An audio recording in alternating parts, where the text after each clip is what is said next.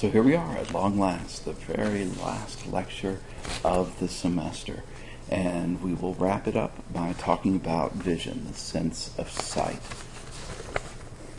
So, excuse me, I should not sip coffee while we're doing this. So let's get started. All right, so before we talk about the eye itself, let's talk about the visual accessory organs. So there are three types of accessory organs that are associated with the eye. There's the conjunctiva. That's the mucous membrane that lines the inner surface of the eyelid. Irritation of that or inflammation of that is conjunctivitis. So that causes red eye and lots of excessive mucus production, that sort of stuff. So the conjunctiva are the mucous membranes that are associated with the eye. There's the lacrimal apparatus. Lacrimal, remembering that term a little bit from our skeletal system conversation with the lacrimal, hole, where the lacrimal bone that has the small hole that allows the tear ducts to penetrate the bone.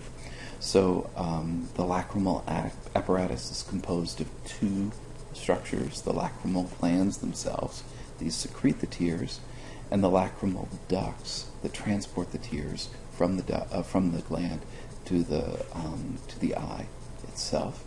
And then finally, there are the extrinsic muscles. These are the muscles that actually move the eye. There are 6 of them, and they allow us to move the eye both medially and laterally, and then also superior and inferiorly, and to roll the eye. So we've got really good control of the eye using the extrinsic muscles. These have one of the smallest motor units of the body, with only 5 to 10 muscle fibers, individual muscle cells, being connected to a single neuron.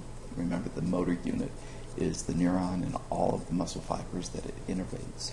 So this allows us to do very fine and precise movements of the eye. Okay, so those are the accessory structures. Let's dive into the good stuff. So when we look at the eye, what we'll do is kind of look at it from the exterior inward, and the most superficial layer of the eye is the outer tunic. And the outer tunic is for most of the eye, it's referred to as the sclera, and it's built of a white fibrous connective tissue. So that gives it the name the white of the eye. So the sclera, connective tissue, it's a dense, irregular connective tissue, so that makes it very tough and strong. And as you recall from dissections of the sheep eyeball, that this is the toughest layer, and it's really got some good control or good strength. The cornea is the most anterior portion of the outer tunic, and it is built also of protein fibers, but so it's a fibrous connective tissue. But rather than being white, these are very regular protein fibers, and they are arranged in a way, this neat stacking of them, that allows them to be transparent.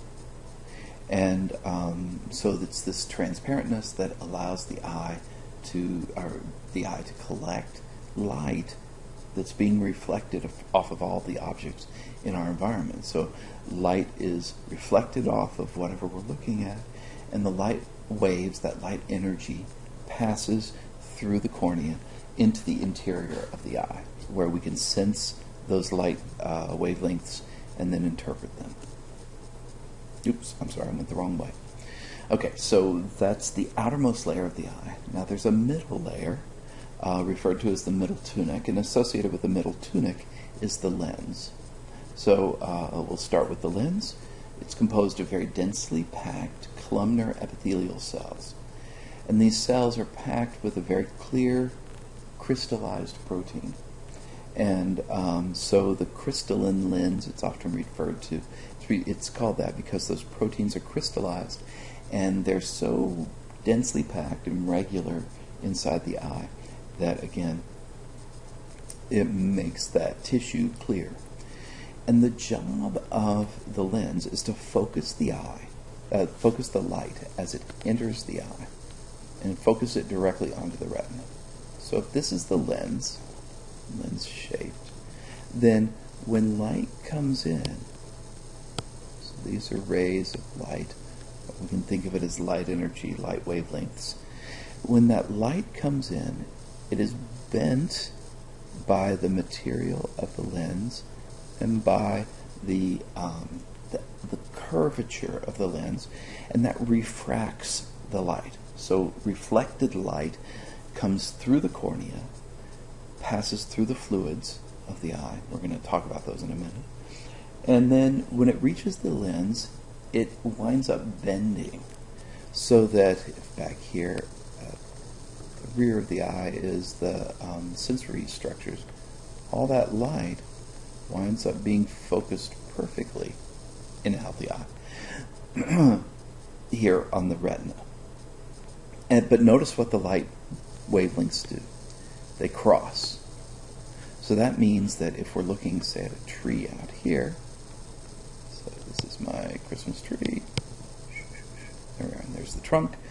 When that light gets displayed off the back of the retina, the tip of the tree will be here, and the trunk will be up here. So hopefully that kind of makes sense. Here's the branches of the tree, and here's the trunk.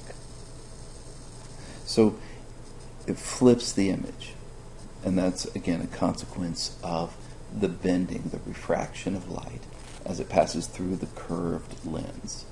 And so in an eye that is functioning the way we think it should, then that image is perfectly focused here on the retina.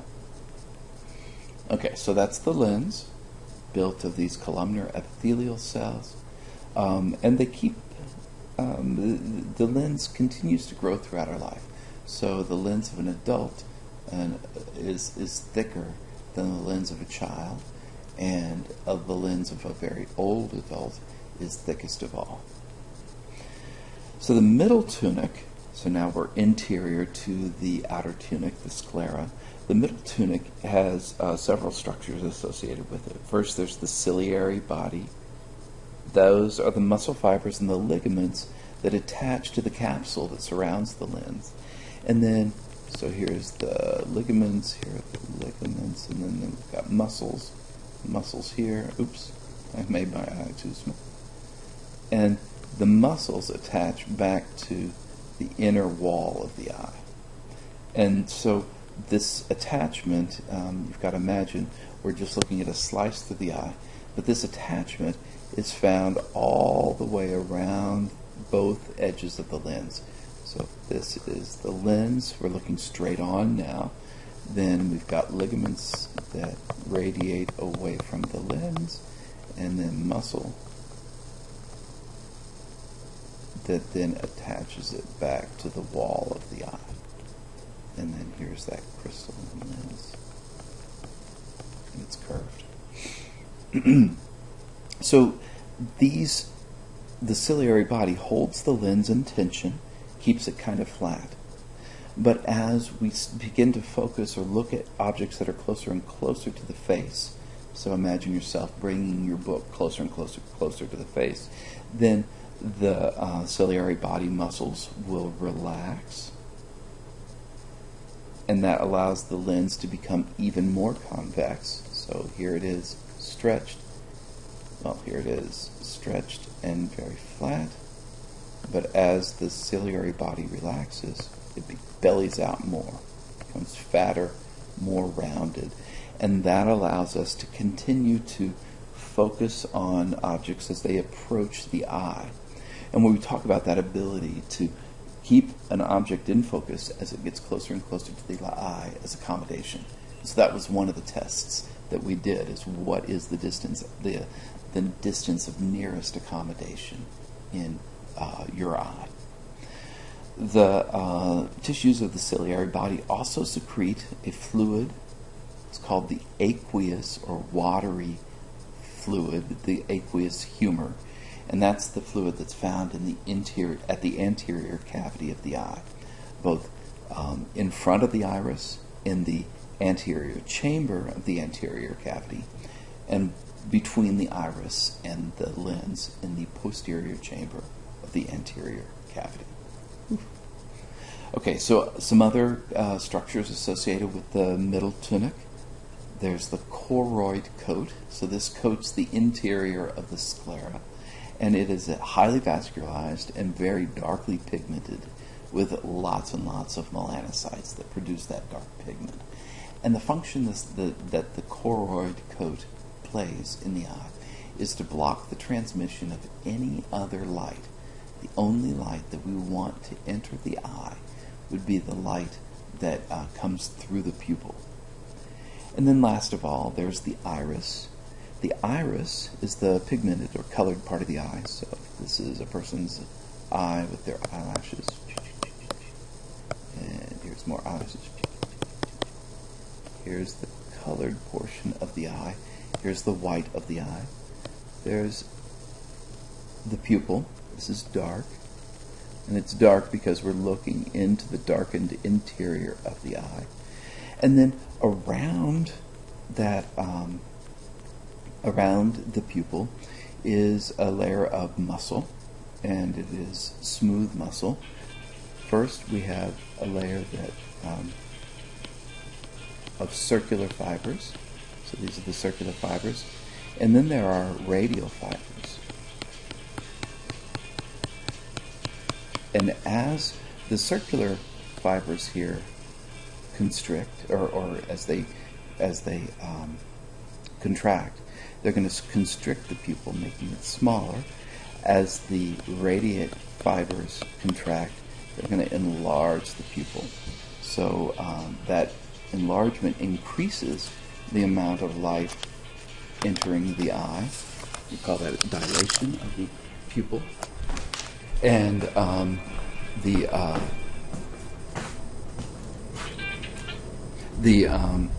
so dilation of the pupil is caused by the radiate fibers contracting, whereas constriction of the pupil is caused by the circular fibers, causing it to shrink down.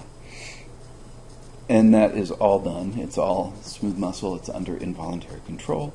And the job of the iris then is to prevent any light from passing through the iris itself. So that's why it has that dark pigment.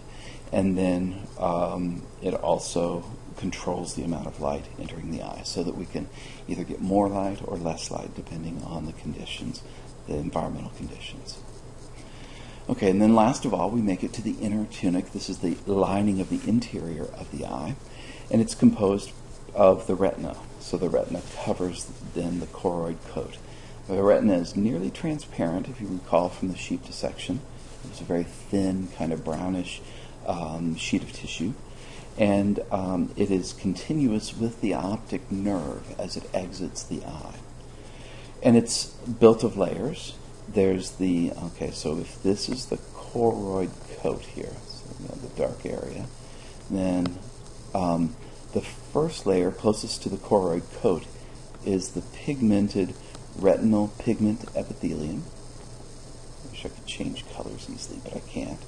So that layer is the retinal pigment epithelium. And so these are epithelial cells that produce the pigments of the retina. Then we have the receptor cells. So here's where the rods and the cones are all found. Here. And then we have the cell bodies of all the neurons. There's the cell bodies of the neurons. My cheesy cell body drawings. And then last of all are all the nerve fibers that are the most superficial, that are all running along until they get to the optic nerve leaving the eye. So that's why it is continuous. The retina is continuous with the optic nerve of the eye. So this makes for a little bit of a weird arrangement. As light comes in, the light has to first filter through all of the axons and then through all the cell bodies before it can finally reach the receptors. So our eye is kind of built backwards. And this is evidence of the evolutionary origins of the eye. And so come and take my Bio 112 class, and we will talk about this in more detail. We've got a cool video that we can watch that describes the evolution of the eye. So the retina contains the photoreceptors. They're called rods. They help us to see black and white, and cones. They assist with color vision. And also in the retina, there's this area called the macula lutea. So it's lutea because it is yellowish colored, and it's right there. It's about 1 square millimeter, and it's right there at the center of where the image focuses on the retina. So if you look on page 471, you can get a sense of where this is, because the very center point of the macula is the fovea centralis. So in a little circle around the fovea centralis, that's where the macula lutea is. So the fovea centralis, that center of the macula, is a little depression, and it is packed with cones. And so it provides the very sharpest vision that we have. Okay, and then to finish out the discussion of the retina, there's the optic disc, which is a little bit medial to the.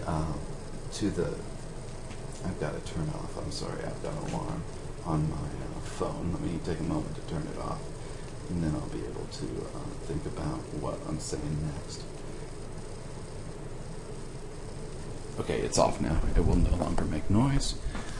All right, get the image back in. There we are. Okay, so the optic disc is the region where the optic nerve exits the eye of the retina, and it is somewhat medial to the macula lutea, and this is an important area to know about because in this spot there are no photoreceptors at all. All it is axons leaving the eye, and so it forms the blind spot of the eye. Okay, so the interior of the rear portion of the eye is referred to as the posterior cavity. It's filled with a clear, but rather than being fluid, it's more jelly-like vitreous humor. That term humor, by the way, that's an older, not Old English, but an older English term that refers to fluids of the body. The humors are the fluids of the body. And so if you're in bad humor, that means that your fluids, body fluids, are out of balance. So it's filled with this vitreous humor. Vitreous means glass, so that it's clear, and that's what the vitreous part means. And it's a fluid, and that's what the humor part means.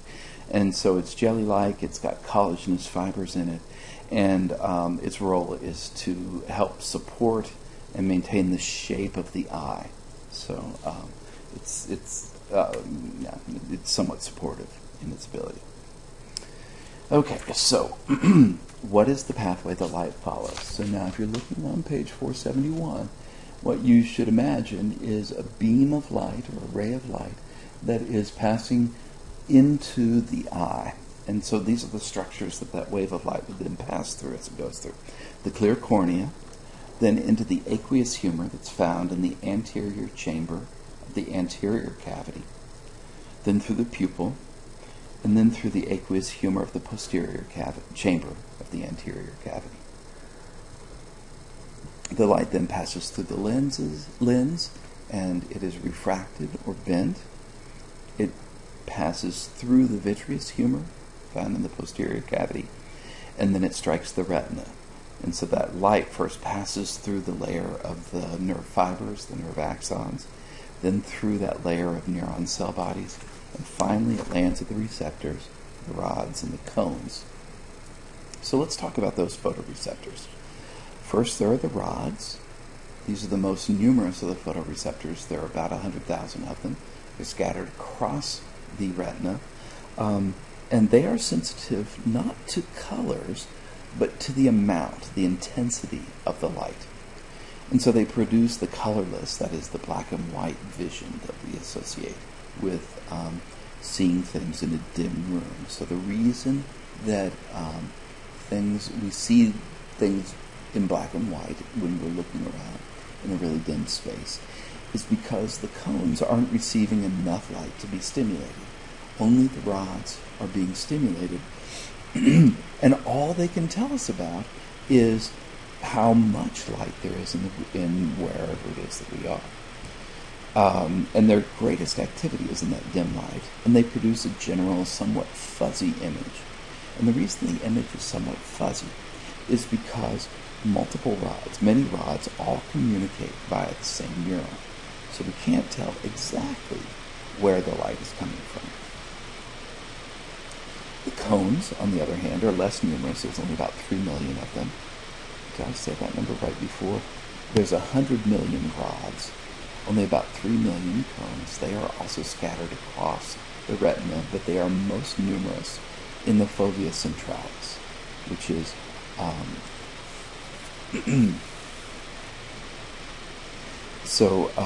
let's see, they are less sensitive to the amount of light received, but instead they take notice of the wavelength of light received.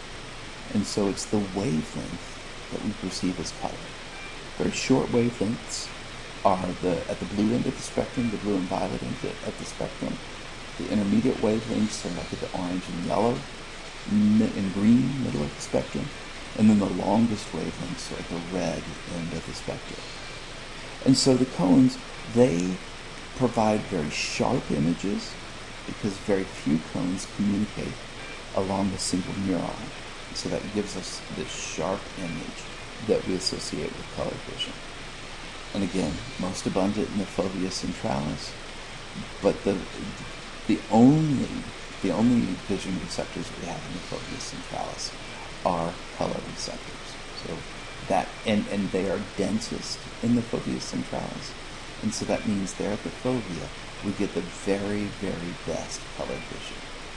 So at night, and the fovea, by the way, is exactly the center of your vision field.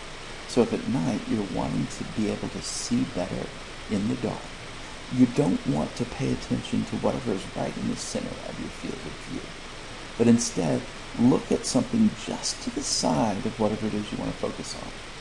And that way you're aiming your fovea centralis at, which will not see anything in the dark, you're aiming it just away from where you want to look, and then pay attention to the areas around your center of view, and you'll get the best vision of those areas, which is a cool fun fact on how to use your eyes. Okay, so how is it that the rods and the cones work? Well, it's all about visual pigments. And in the rods, the visual pigment is a purplish pigment called rhodopsin. And light energy, as the light shines into your eye, it degrades this colorless, or the purplish pigment rhodopsin, into a colorless pigment called opsin, and then a somewhat yellowish pigment called retinol. So retinol is made from vitamin A, and so this is the whole reason why we say, eat your carrots, it'll improve your vision. So retinol is then used, after we degrade that rhodopsin, then we can, with enough time, rebuild rhodopsin in the rods by putting together the colorless opsin with that yellowish retinol. So it's just this constant breaking down and then rebuilding of rhodopsin that allows for dark vision. Okay, so here's how it works. When light degrades that rhodopsin into opsin and retinol, the opsin will change the permeability of the membrane of the rod to sodium. Normally, sodium channels are open, but with opsin around, the sodium channels close. The membrane then hyperpolarizes, so it doesn't do an action potential, but it becomes hyperpolarized. And hyperpolarized rods then release neurotransmitters that affect the neurons around them. So the rod is not a neuron, it's actually an epithelial cell. And but when it releases the neurotransmitters, then that will either excite or inhibit associated neurons, and then we interpret the pattern of excitation and inhibition into a visual image. So if you are outside on a very bright day, you become what's termed light adaptive. So in bright light, the rhodopsin in the rods bleaches, it degrades into the colorless forms, so it bleaches out. And because so much light is coming in, we far outstrip the rod's ability to replace that bleached out rhodopsin with new rhodopsin. And so light adaptation is a process of becoming less sensitive to bright light because we don't have enough time to regenerate rhodopsin and be able to produce any vision signals from the rods. If, on the other hand, we take a lot of time, spend some time in the dark, be outside on a dark night, if you've ever noticed, after being outside on a dark night for a little bit of time, your eyes become better adapted at being able to see the twinkling stars in the sky or whatever. So that's because we've become dark adapted. We have plenty of rhodopsin available, and so the little light that is entering the eye is being perceived because the rhodopsin breaks down, and we have lots of opsin being produced, and so we get signals then transmitted to the cerebral cortex where we interpret the light stimulus, and that's back at the occipital lobes. So if you're dark adapted then, if you've got lots of rhodopsin built up in your rods, and you step outside into a very bright day, how do you feel? It's almost painful. So it's uncomfortable to sometimes very painful if you've been in a dark area. Like, oh gosh, coming out of a movie theater onto a bright, sunny day is really painful. And that's because we actually experience pain as the rhodopsin is being bleached and we are becoming light adapted. Okay, so there are also visual pigments in cones.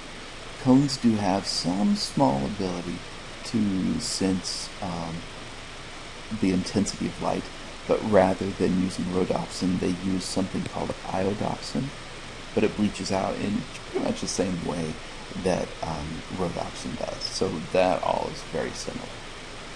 But the three kinds of pigments that we can distinguish colors with allow us to see red, green, and blue. And so we have three types of cones that are found in the eye, and each of these cones makes one of the three color pigments that are responsible for our color vision. Erythrolate, erythro means red. We'll see next semester that erythrocytes are red blood cells. So erythrolate is the red pigment that allows us, that absorbs red wavelengths of light and allows us to perceive red. Chlorolate absorbs green wavelengths of light. So as we see green wavelengths bounced toward our eye from plants, let's say, or any other green material, then chlorolate absorbs those wavelengths of light and gives us the perception of blue. Cyanolate absorbs blue wavelengths of light and allows us perception of blue. Cyan means blue. So if we see all three of these colors at the same time, if we sense all three wavelengths at the same time in the same region of the retina, then that pattern of all three types of cones being activated creates the perception of the color white, whereas if no wavelengths of light are received in a section of the retina, then that pattern of no stimulation results in perception of the color black.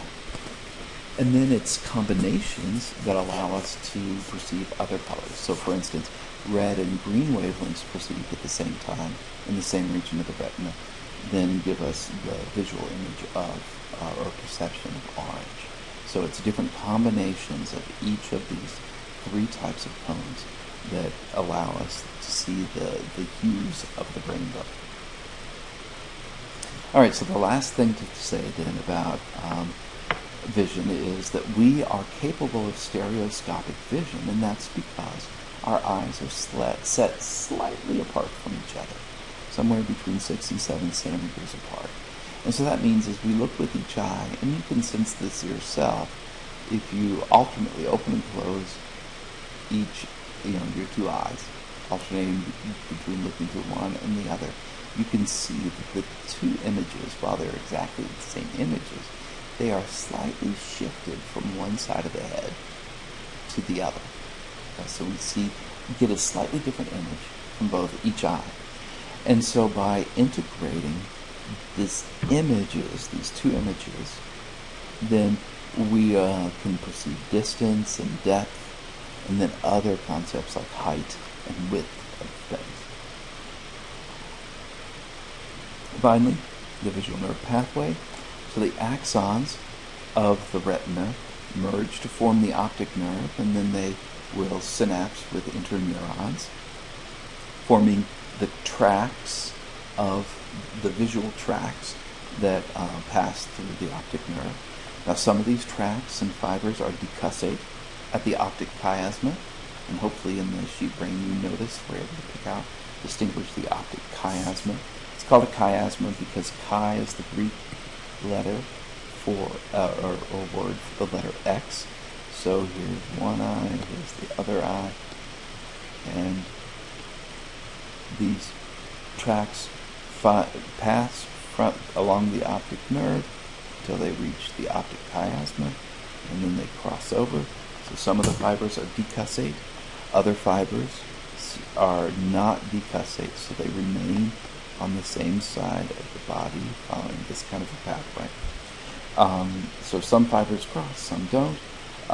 Those fibers continue on to the thalamus, and from the thalamus, some of them go to be integrated along with the information that we're receiving from our equilibrium centers and other places.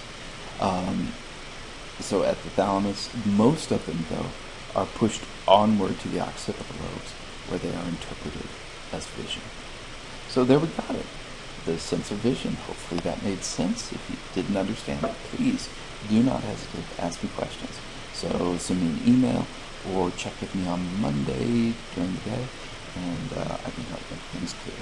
So there you are. It's been great having you in the class, and I'll see you on Monday evening for the last exam.